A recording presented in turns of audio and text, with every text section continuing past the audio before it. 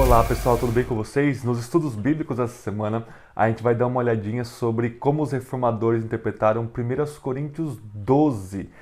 Então pessoal, aqui no canal nós temos já um vídeo sobre esse livro aqui do Luciano Bettin, O Espírito Santo na Tradição Reformada, tá? E também tem um vídeo sobre esse livro aqui do Thomas Schreiner, Dons Espirituais. E eu estou pregando verso por verso de 1 Coríntios na igreja que eu pastorei e estou gravando isso no sábado, no domingo eu irei pregar sobre 1 Coríntios 12. Eu vou começar 1 Coríntios 12, essa sessão do 12 ao 14, que fala sobre os dons espirituais, tá? E pesquisando sobre o assunto para o sermão, eu li todas as referências dos reformadores, pelo menos a maioria, pelo menos até onde eu sei foram todas, mas a maioria, que como os reformadores no século XVI lidaram com essa questão dos dons espirituais em 1 Coríntios 12, tá? Então, no vídeo de hoje eu gostaria de trazer para vocês uma série de citações, vai ter mais de 20 citações, então o vídeo vai ficar um pouco mais longo do que o comum. Peço que vocês tenham paciência, se vocês se interessam pelo assunto, anotem as referências todas que eu vou dar para vocês sobre os que os reformadores falaram. Em primeira instância, eu traduzi para o português da fonte em inglês que eu peguei, tá? O que os reformadores falaram sobre essa questão dos dons. Bom, vocês sabem, vocês estão acompanhando o canal há mais um tempo aqui, que eu sou um reformado continuista, um continuismo que pode ser chamado de moderado, não é como o continuismo pentecostal, tá? É um continuismo moderado. E o meu ponto aqui, gente, é mostrar que é completamente compatível o continuismo e também o cessacionismo, né? Se você não sabe o que é isso, continuismo é a crença que os dons espirituais continuam por toda a história da igreja. O cessacionismo aponta que em algum momento alguns dons extraordinários cessaram, tá? Então nós vamos ver com essas citações que os reformadores, pelo menos nessas citações que eu estou trazendo para vocês, não é nada incompatível, por assim dizer, a crença na continuidade dos dons. Muito pelo contrário, muitos deles vão afirmar aqui a continuidade de dons, inclusive de dons extraordinários. Esse é o grande debate, né? Os dons ordinários não é debate, claro que eles continuam, todo mundo crê nisso. Os dons comuns que Deus vai dando para a igreja, mas os dons extraordinários, eventualmente, também Deus concede à igreja para a edificação da própria igreja, tá? O meu ponto, gente, é que nós amadurecemos nesse sentido, que a gente consiga ter um respeito pelo outro, tá? É claro que tanto continuistas quanto cessacionistas podem se degladiar bastante, se ofender bastante por conta disso, tá? Mas eu gostaria de mostrar para vocês que eu amo, respeito, admiro, aprendo demais com os cessacionistas nessa questão de dons espirituais. Inclusive, o Schreiner é um cessacionista, tá? E eu amei esse livro dele aqui, publicado pela Vida Nova, tudo bem? Vou deixar o link desses dois vídeos para vocês e o link da Amazon se vocês quiserem comprar também, tá? O meu ponto é que os continuistas não podem desprezar os cessacionistas e também os cessacionistas não podem desprezar os continuistas como se fosse uma invenção nova, como se fosse algo que está sendo influenciados pura e simplesmente pelo pentecostalismo, quando não, quando na verdade essa questão dos dons é um pouco mais ampla e é anacrônico o debate pós-movimento pentecostal da continuidade ou não dos dons, impor isso, né, ao século XVI ou qualquer outro século antes do século XX, por assim dizer. Existiam outras demandas. Os reformadores estavam debatendo contra católicos romanos, contra anabatistas, que faziam uso errado de milagres ou de pseudo-milagres para comprovar a fé.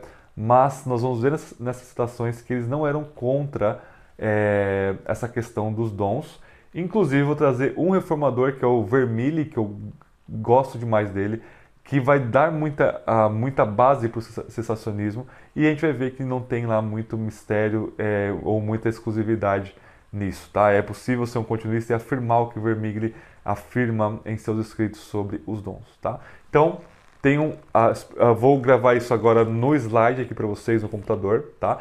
Antes disso, se você quer estudar teologia avançada ou grego bíblico de uma perspectiva que você vai realmente aprender essa língua para você ler o texto bíblico no original, considere se tornar membro aqui do nosso canal. Nós temos esses espaços de membro aqui, tanto para teologia avançada, uma teologia a nível de pós-graduação, numa linguagem acessível para todo mundo, e também o curso de grego bíblico, numa perspectiva da língua viva, né, para você aprender mesmo o grego, né, em todas as suas dimensões e facetas aí. E é isso aí, pessoal. Deus abençoe. Eu vou gravar aqui num outro formato para vocês realmente visualizarem. Eu fiz um slide de forma bem simples aqui para vocês visualizarem as citações dos reformadores, tá? Então vamos lá. Bom, pessoal, bora lá então. Vamos ver aqui as citações. Lembrando que eu preguei em 1 Coríntios 12 agora e semana que vem sai a pregação aqui no canal para vocês também, tá? Vamos lá, Martim Lutero, vamos começar a aquecer os motores. Isso aqui, gente, é uma série de comentários que tem sobre os reformadores. Então, eles pegam livros da Bíblia e mostram o que os reformadores falaram sobre ele. Nós temos em português também. Nós tivemos essa fonte em inglês, tá? Então, começa com Martim Lutero. O que o Martim Lutero falou para 1 Coríntios 12, tá? 1 Coríntios 12, Lutero fala assim, nos capítulos 12 e 13, São Paulo discute os muitos dons diferentes de Deus, entre os quais o amor é o melhor. Ele ensina as pessoas a não se exaltarem, mas a servirem umas às outras em unidade de espírito, pois há um Deus, um Senhor, um Espírito, e tudo é um, por maior que seja a diversidade, prefácio 1 Coríntios de Lutero, tá? Então não tem nada aqui falando de continuação ou cessação de dons, mas aí que os dons servem para servir a igreja na unidade e diversidade, tá? Zwinglio, um outro grande reformador aí, ele vai dizer o seguinte nas suas anotações de 1 Coríntios 12, né? Havia muitas anormalidades na igreja de Corinto, como fica claro o suficiente nos capítulos anteriores, capítulo 1 ao 11 de 1 Coríntios, né? De modo que a discórdia e ciúme surgiram entre eles, mesmo por conta da diversidade de seus dons. Assim, alguns tinham ciúmes uns dos outros, outros desprezavam uns aos outros. E depois disso, todos, irrefletida e indisciplinadamente, despejavam abusos sobre quem pudesse. Respondendo a esse mal com um argumento e exclamação muito poderosos, o apóstolo os exorta a amarem uns aos outros, ensinando que eles são um só corpo e um só espírito, embora com muitos dons diferentes. Portanto, esses dons devem ser usados de tal forma que possam ser vistos como reflexo de seu autor, porque o Senhor é um e da mesma mente, então ele conduz o seu povo à unidade e harmonia, né? Então, o Senhor é um só, tem uma mesma mentalidade, que vai produzindo aí unidade e harmonia na igreja, tá? Também não está falando nada de continuismo ou cessacionismo, mas está chamando atenção aí para os abusos de 1 Coríntios e para o uso do dom aqui também, tá? Tillemann Hessus, tá? Ou Hessus, vai dizer assim, um só aqui, né? Paulo usa 4 razões muito importantes para encorajar a piedade e a modéstia entre os coríntios no uso de seus dons. Primeiro, ele os lembra que tipo de pessoa eles eram antes de sua conversão e iluminação, que eles eram destituídos de todo o conhecimento de Deus e se contaminaram com uma idolatria horrível. Isso é 1 Coríntios 12, 1 ao 3, especialmente de verso 1 e 2, né? Portanto, eles não devem agora ostentar suas plumas, não devem ficar orgulhosos agora por causa dos dons, né? Segundo, Paulo mostra a eles que a fonte dos dons certamente não é o nosso livre-arbítrio, nem a agudeza do nosso intelecto, nem a excelência da nossa natureza. Em vez disso, sua fonte é Deus eterno, Pai, Jesus Cristo e o Espírito Santo. Ok? Verso 4 ao 7 fala da Trindade como fundamento para os dons, unidade e diversidade na igreja, tá? É justo, continuando aqui, portanto, que usemos os dons concedidos por Deus para a glória de Deus. Terceiro, Paulo nos ensina que os cristãos são membros de um corpo, de onde ele ensina que devemos lutar entre nós mesmos, sem rivalidade e trabalhar sem ciúmes. Mas, em vez disso, devemos promover o bem-estar comum de todo o corpo e encorajar o que é adequado e belo para todos. Quarto e último lugar aqui do Restos. Paulo explica os vários níveis e distinções de ofícios e dons que Deus organizou na igreja, pois na igreja ele designou alguns para uma posição de apóstolos, outro para a posição de profetas e outros ainda para a posição de mestres. Portanto, todos devem estar contentes com a sua posição e dom, e devem se aplicar a adornar sua posição e demonstrar sua fé a Deus e à igreja. Tá? A explicação de 1 Coríntios 12 desse reformador aí. Então, gente, ah, quando ele vai aplicar o texto, ele fala, todos devem estar contentes com a sua posição e o seu dom. Ele não está falando que algum dom cessou, tá? Mas que cada um, que a igreja tem dons que deve servir e nós devemos estar aí contentes com aquilo que Deus tem nos dado, Tudo bem? Próximo, nós temos aí Heinrich Bullinger, um grande reformador aí também, tá? Vai dizer o seguinte: no 12º capítulo da primeira epístola aos Coríntios, Paulo expõe mais clara e completa e claramente a conjunção das cabeças e membros. E isso principalmente pela mesma parábola dos membros do corpo humano. Então ele está reconhecendo aí que Paulo está usando uma linguagem metafórica para falar da igreja como corpo de Cristo e o cristão individual como membro um do outro, né? Expressando-a muito eloquentemente e testemunhando que entre os membros mais altos da igreja e os mais baixos há um grande e adequado acordo, e também um cuidado diligente, e assistência que é contínua e muito fiel. De tudo isso, parece que as marcas da verdadeira e viva Igreja de Cristo são a comunhão do Espírito de Cristo, fé sincera e caridade cristã, sem as quais ninguém é um participante desse corpo espiritual. E por essas coisas você pode facilmente julgar se você está na comunhão da igreja ou não. Está nos DKDs aqui do Bullinger, né? Não está falando nada também sobre continuidade ou cessação de dons, mas está falando de como identificar a verdadeira igreja como o corpo que crê em Cristo, né? O Jacques Lefebvre vai dizer que o apóstolo declarou o grande mistério do Filho de Deus, que é o maná escondido. Lá em primeiros, antes ele vai falar disso, né, na carta. Agora ele discute os dons do Espírito Santo, que só podem ser possuídos por aqueles que creem em nosso Senhor. Olha só pode, porque ele vai falar assim, 1 Coríntios 12, 1 ou 2, que você não pode falar de Jesus Senhor sem o Espírito Santo. A gente vai ver o que é isso na pregação depois, tá? Aqueles que confessam Jesus Cristo como Senhor e Deus devem necessariamente possuir esses dons. Aqueles que blasfemam contra Cristo Jesus e o sujeitam à maldição não possuem esses dons. Isso é o que aquelas pessoas enganadas estavam fazendo. Estavam seguindo ídolos cegos e mudos. É isso que os coríntios fariam agora se a graça do Espírito Santo não brilhasse sobre eles, tá? Então aí uma posição mais continuista dos dons aí, ok? Felipe Melanchthon, vamos lá. Além da fé, esperança e amor, há os dons ou carismas, a saber, os dons duplos, alguns naturais, como a eloquência, uma memória retentiva, prudência cívica, como é encontrada em Aitofel. Outros dons são aqueles da obra e eficácia do Espírito Santo nos corações dos crentes, sobre os quais o apóstolo fala aqui. A cada um é dada a manifestação do Espírito para o bem comum. Também em Marcos 16, 17 lemos: E estes sinais acompanharão os que creem, em meu nome expulsarão demônios, etc. Também Mateus 21, 21. Em verdade vos digo que, se tiverdes fé e não duvidardes, mesmo que diga a este monte, levanta-te e lança-te no mar, assim será feito. Esses dons, mesmo que não sejam justiça, mesmo que não seja o dom da justiça, né, ainda são obras do Espírito, como o apóstolo chama, e geralmente obras de fé, tá?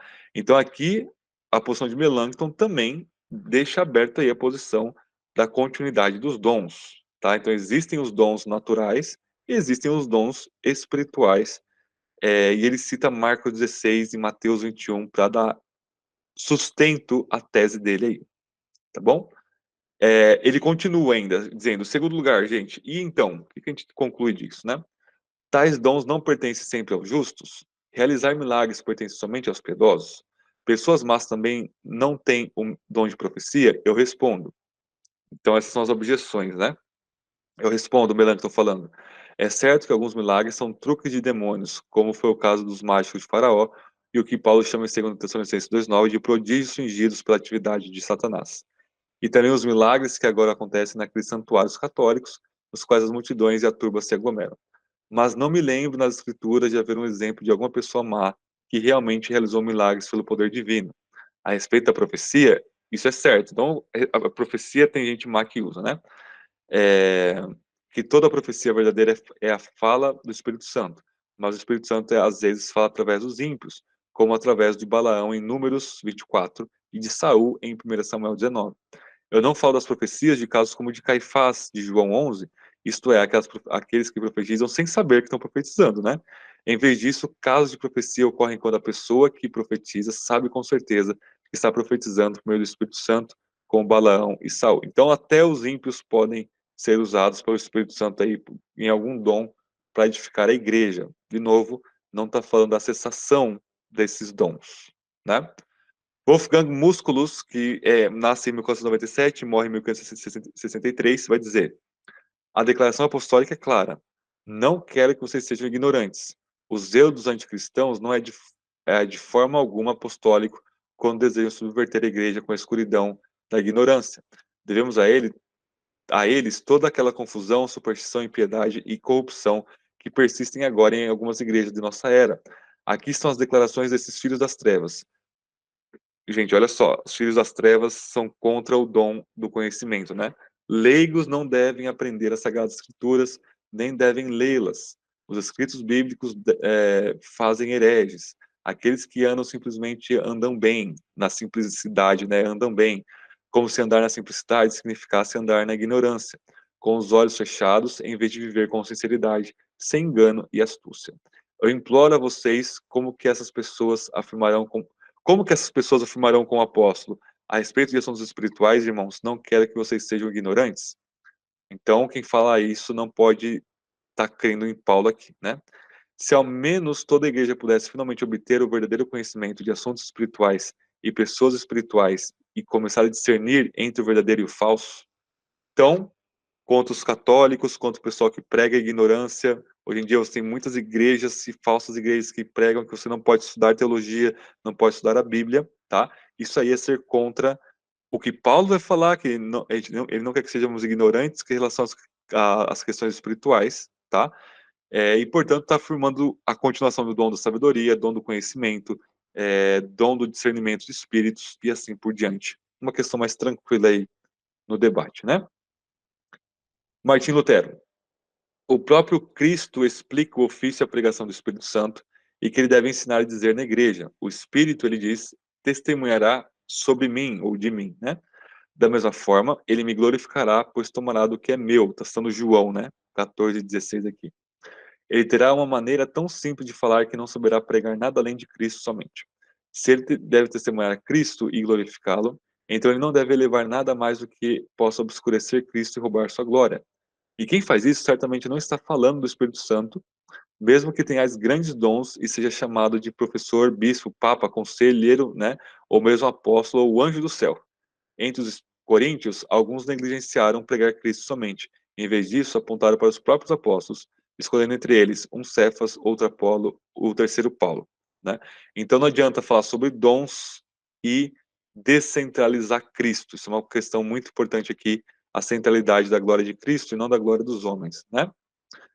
Músculos, de novo, vai dizer o seguinte, agora a gente sai de 1 Coríntios 1 e 2, 12, 1 e 2, vai para o versículo 3, né? Paulo começa a instruí-los sobre os assuntos espirituais. E primeiro ele menciona a obra do Espírito Santo, que é universal entre todos os crentes. Universal entre todos os crentes é 1, verso 1 e 2, né? De 1 Coríntios 12. Então ele acrescenta aqueles dons particulares que não são conferidos a todas as pessoas igualmente, mas são distribuídos de várias maneiras para pessoas diferentes. A obra do Espírito é aquela fé pela qual chamamos Jesus crucificado de Senhor. Vocês querem evidências, diz Paulo, de que estão falando no Espírito de Deus? O fato de vocês chamarem Jesus de Senhor vem do Espírito de Deus. Se o Espírito não estivesse em vocês, vocês não seriam capazes de chamar Jesus de Senhor. Se ele estiver em vocês, vocês não chamarão de amaldiçoado ou anátema, né? Pois é o Espírito de Deus que os crentes recebem, o Espírito da verdade, que dá testemunho de que Jesus é o Senhor. É por isso que ninguém falando através do Espírito chama Jesus de amaldiçoado. E ninguém é capaz de chamar Jesus de Senhor, exceto por ele. Então aqui, gente, está falando que esses dons não são iguais para todo mundo. São distribuídos diferentemente para pessoas diferentes também, né?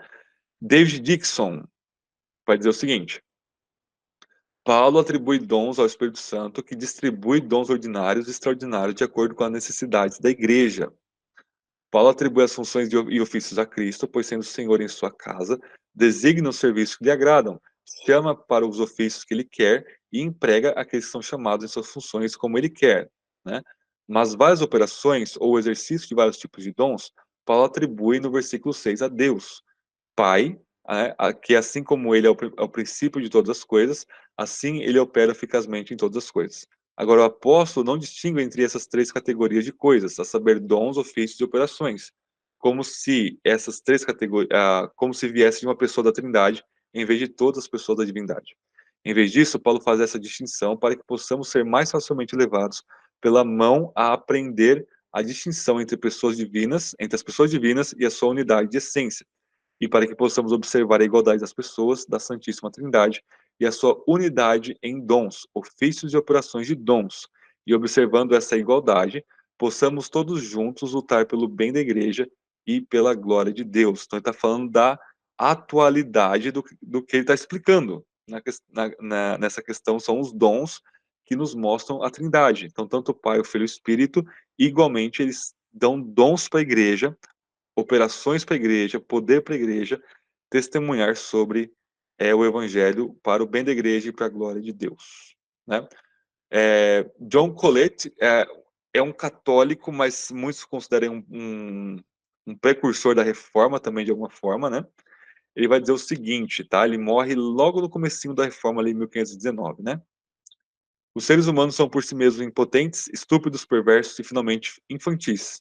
Mas quando são chamados pela graça ao Todo-Poderoso, todo sábio e todo bom Jesus Cristo, que é a palavra e a eloquência de Deus, um e o mesmo Espírito opera todas as coisas nesses seres humanos, transmitindo como ele deseja a alguns o poder de realizar milagres por meio de Cristo. A outros, ele transmite a capacidade de falar em sabedoria brilhante. A outros, capacidade de realizar atos de bondade. E a outros, a capacidade de falar em diversas línguas. A outros, a capacidade de interpretar palavras sublimes de Deus com profecia. E a outros, a capacidade de falar a verdade elevada do poder de Deus. Em poder, sabedoria, bondade, ação, eloquência; em eficácia, multidão, variedade, ordem, beleza; em bondade e gentileza, em discurso e verdade; em erudição e instrução, na purificação, iluminação e perfeição dos seres humanos em Cristo; na edificação e conclusão de Cristo em Deus, que é a igreja, e verdadeiramente em todas essas formas, o Espírito de Deus está engajado, ativo e trabalhando nos seres humanos. Tá? Então, essa compilação de comentários dos reformadores, às vezes traz um ou outro católico do século XVI para mostrar que estão falando a mesma coisa em muitas áreas, tá? E nos dons é uma delas aqui com o John Colet, tá? Felipe Melanchthon vai dizer o seguinte: Paulo tem três categorias em mente: dons, ministérios e atividades ou poderes. Ele chama de dons aquelas coisas pelas quais trabalhamos, como a expressão de sabedoria e a expressão de conhecimento.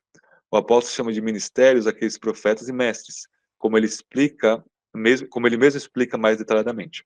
Ele chama de atividades o poder e a habilidade de realizar milagres, como cura, expulsação de demônios e a morte de Ananias por Pedro, por exemplo, em Atos 5, né?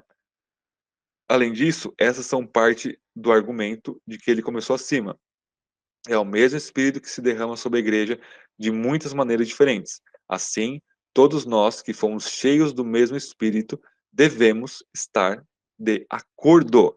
De acordo com o quê? Com essas operações diferentes do Espírito que está agindo como ele quer para o bem da igreja. Isso envolve até mesmo a morte, né? O Pedro, a Ananias morrer diante de Pedro ali foi um dom do Espírito, praticamente, que é uma atividade do Espírito aqui na igreja primitiva, né?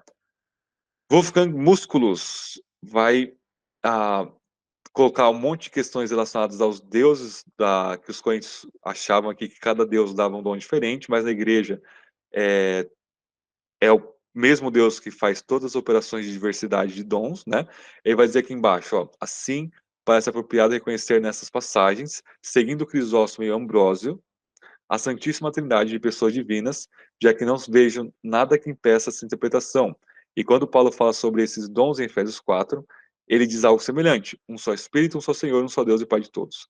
Agora, não se deve pensar que Paulo atribui dons especificamente ao Espírito, ministérios ao Senhor Jesus e atividades a Deus Pai.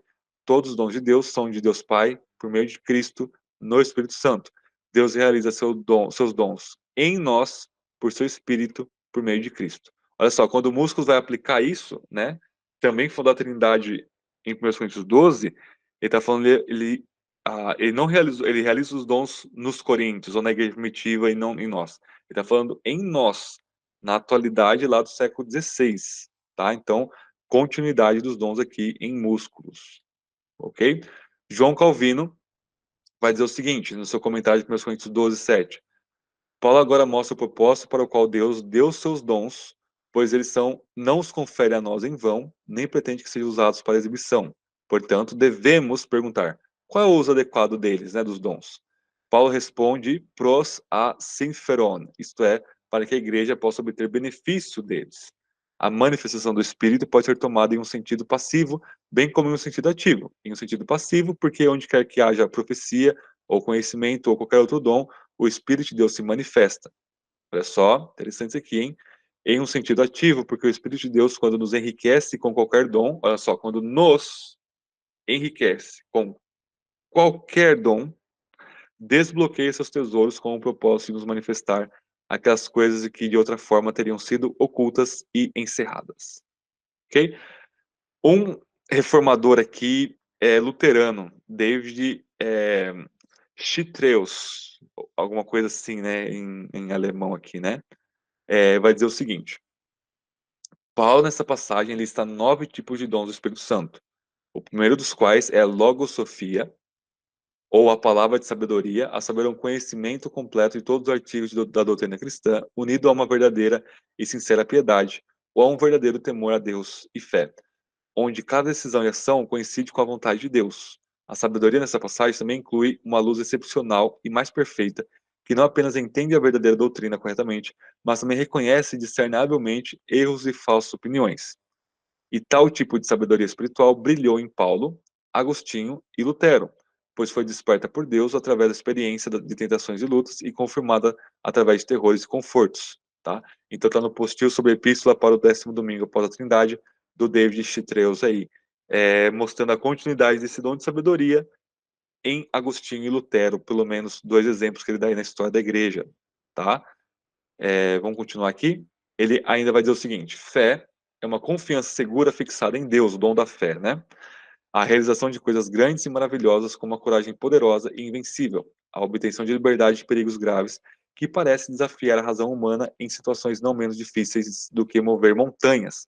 Paulo fala sobre tal fé no capítulo seguinte: se eu tiver uma fé tão grande a ponto de mover montanhas, tal fé era evidente entre os apóstolos e em nossos dias com Lutero, que com uma coragem de coração firme e descarada espalhou a doutrina do evangelho, quando quase todo mundo estava contra ele. Então Lutero, para os Chyträus, tinha esse dom de fé extraordinário aqui, tá? Músculos de novo. Paulo não está falando aqui sobre a fé que justifica, falando sobre o dom de fé lá em 1 Coríntios 12, tá?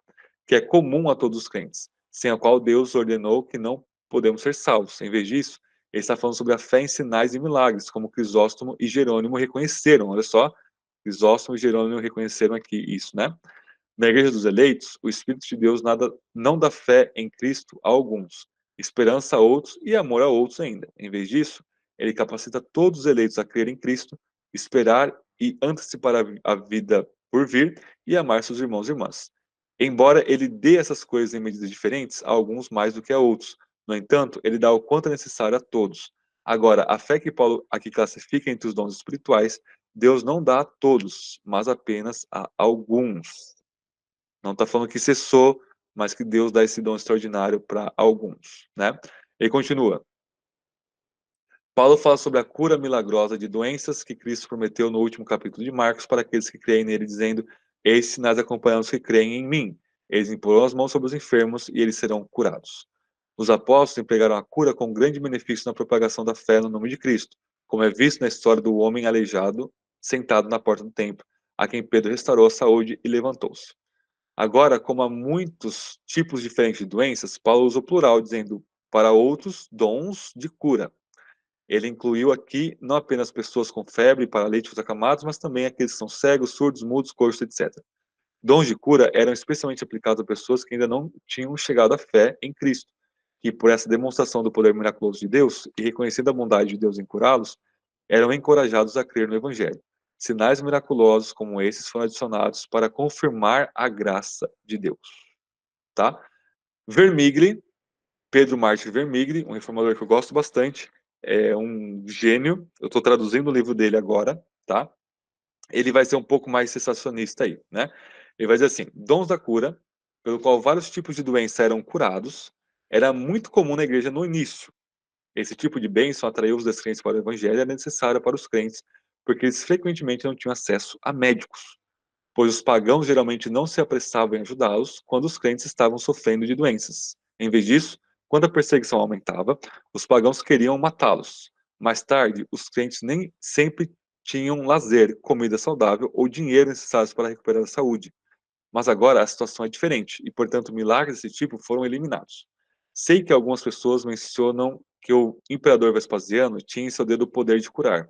Está escrito que um poder muito semelhante pertencia a Pirro, rei de Épiro. Mas com essas curas eram mas como essas coisas eram realizadas por um certo poder da natureza, elas alcançavam a cura de apenas uma doença em particular.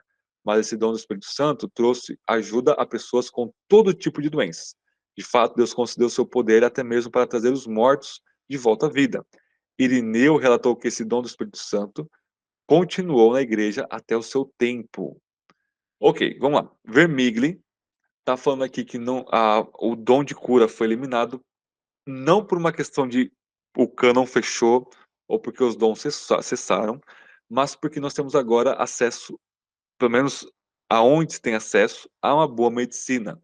E a medicina, ela também é um dom de Deus, um dom aí da graça comum de Deus para a humanidade toda, né?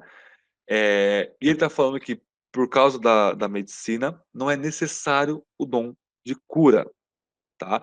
Mas não está fazendo uma conexão da cessação absoluta de todos os dons lá no século I. E ele vai afirmar que o dom de cura era presente no tempo de Irineu, século II, começo do século III aí, tá? Então, mesmo a posição mais cessacionista do Vermigli, tá afirmando a cessação por outros motivos, a não necessidade por causa de uma outra coisa, no caso, dom de cura, o dom da medicina. Ele vai falar, por exemplo, que o dom de falar em outras línguas não é mais necessário, porque a igreja agora em todo o mundo está falando todos os idiomas, generalizando aqui bastante, né? Claro que não todos os idiomas, mas uma boa parte deles. Então, por causa disso, esses dons não são mais tão eficazes ou tão necessários como eram na igreja primitiva, portanto, eles não existem mais, tá? Mas é por conta do quê? De Deus trazer de outras formas aquilo que aquele dom trazia. Medicina ou aprender outros idiomas para substituindo o dom de cura e o dom de falar em outras línguas, tá? Mas não é o argumento do cessacionista que vai dizer que todos os dons extraordinários cessaram por causa do fechamento do cânon ou de alguma coisa nesse sentido, tá? Porque isso mostra que século II em diante não teria mais nenhuma cura ou nenhuma coisa extraordinária. Vermigli vai afirmar que isso existia na época de Irineu. O próprio Irineu relata isso lá no livro dele, né? David Chitreus de novo aqui. Profetizar, agora o dom de profecia, né? É o dom de predizer coisas que virão, como foi evidenciado em Ágabo, Atos 11, né? E as filhas de Filipe, o evangelista, Atos 21. Ou é uma habilidade e aptidão singulares para expor as profecias das Escrituras. E Lutero possuía tal habilidade singular, foi testemunhado até mesmo por Erasmo. Então o Chitreus está falando que até Erasmo, um católico, oponente de Lutero, reconhecia o dom de profecia em Lutero. Então o Chitreus era bem continuista, né? O dom de fé extraordinária, o dom de profecia, tudo isso continua e tudo isso é visto em Lutero, né? Uma puxando a sardinha ali para Lutero como luterano. O ponto é que ele não era sensacionista no sentido moderno, pós-iluminista, né? Tillemann Ressus, de novo aqui, né? Vai dizer o seguinte: para os apóstolos, a palavra profecia não significava apenas a pregação de eventos futuros, né? Mas, de modo geral, era a função de ensinar o evangelho e explicar a Sagrada Escritura, como Paulo afirma em 1 Coríntios 14. Aqueles que profetizam falam a homens e mulheres para sua edificação, encorajamento e consolação. Portanto, a palavra de profecia é empregada de maneira dupla nas Sagradas Escrituras. Às vezes, é empregada para predição, como Ágabo previu uma fome, ou quando Atanásio previu a morte do imperador Juliano. Olha só, Atanásio com o dom de profecia aqui, tá? Às vezes, indica a habilidade de pregar ao povo sobre Deus e sobre a vida eterna. Outras pessoas têm o dom de distinguir espíritos. Esse dom é notável e muito necessário na igreja, mas não é dado a todos, pois nem todas as pessoas piedosas, mesmo que entendam a verdade, sejam zelosas para evitar o erro e sejam governadas pelo Espírito Santo, são capazes de detectar espíritos fanáticos e reconhecer seus truques e tramas, pois Satanás se transforma em um anjo de luz. Alexandre e Atanásio estavam julgando com mais precisão do que muitos outros bispos a grande blasfêmia que Ário estava tentando infligir à igreja. Cirilo julgou o espírito fanático de Nestório muito mais corretamente do que João de Antioquia ou Teodoreto. Lutero, de memória sagrada, que era dotado de um dom extraordinário para discernir espíritos, percebeu, a partir de então, o erro de Karlstadt, Zwingli, Occam, Lampadius, Müntzer, Schückenfeld, os Musteritas e os Anabatistas. O fato de Lutero ter detectado e revelado ao mundo o anticristo romano foi o dom de discernir espíritos, já que a Igreja de Cristo precisa especialmente desse dom notável para que as maquinações de Satanás possam ser reveladas e contidas dos pequeninos de Cristo. Devemos orar apaixonadamente a Deus para que Ele sempre forneça a algumas pessoas na igreja esse esplêndido dom do Espírito Santo. Ok? Citriel de novo aqui. A interpretação de línguas é a habilidade de traduzir línguas estrangeiras claramente para a nossa própria língua, como Lutero, com clareza singular, traduziu os salmos e os profetas para a língua alemã, ou mais genericamente, uma eloquência ou dom de falar, ou de explicar habilmente controvérsias teológicas emaranhadas, muitas das quais surgem apenas por causa da ignorância da escolha de palavras e frases de alguém. Então, o dom de interpretação de línguas é evidente em Lutero como um tradutor da Bíblia aí, né? E é isso aí, pessoal. O ponto aqui é que ah, muitos desses reformadores afirmavam a continuidade dos dons, tá? A necessidade dos dons, tá? Afirmavam que a trindade é a base dos dons, afirmavam que nem todo mundo tem os dons, e nem sempre é necessário todos os dons estados ali no Novo Testamento, tá? E que as listas do Novo Testamento não é exaustiva, existem outros dons aí, tá? E aqueles que afirmavam explicitamente a cessação de alguns dons o faziam porque o que o dom trazia foi suprido por alguma outra coisa que também é um dom. Por exemplo, a medicina é um dom da graça comum de Deus. O falar em outros idiomas é um dom da graça comum de Deus para a igreja também, né? E, portanto, não é tão necessário esses dons aí, tá? Então, qualquer continuista pode afirmar isso, tá? E eu acredito que o sensacionista pode afirmar uma boa parte do que está aqui também. O ponto é que não existe uma linha que é assim, ou você é sensacionista ou você não é reformado, ou você é continuista, ou você não é reformado. Isso aí é, ó, estreitar muito a mente, tá? Você pode não concordar com o sensacionismo, você não pode acusar os nossos irmãos sensacionistas de hereges, céticos, frios, tá? E também o sensacionista não pode acusar o continuista de ser um místico, um doido, desvairado, por assim dizer, né? A gente tem que se respeitar, se amar e mostrar que, ok, os reformadores estão falando coisa que eles não estão preocupados com o movimento pentecostal porque não existia na época, né? E a gente não pode ter medo da nossa herança, do que a gente tem no espírito, por conta de alguns abusos aí que podem ter em um movimento ou outro, como tinha no catolicismo romano e no anabatismo da época. Tudo bem, pessoal? Gostaram do vídeo? Se inscreva no canal. Ah, se vocês quiserem mais conteúdos assim, coloque aqui nos comentários, né? Vocês podem discordar de mim à vontade, a gente pode estar sempre aberto ao diálogo aqui nos comentários, tá bom? E é isso aí. Deus abençoe. Até o nosso próximo vídeo.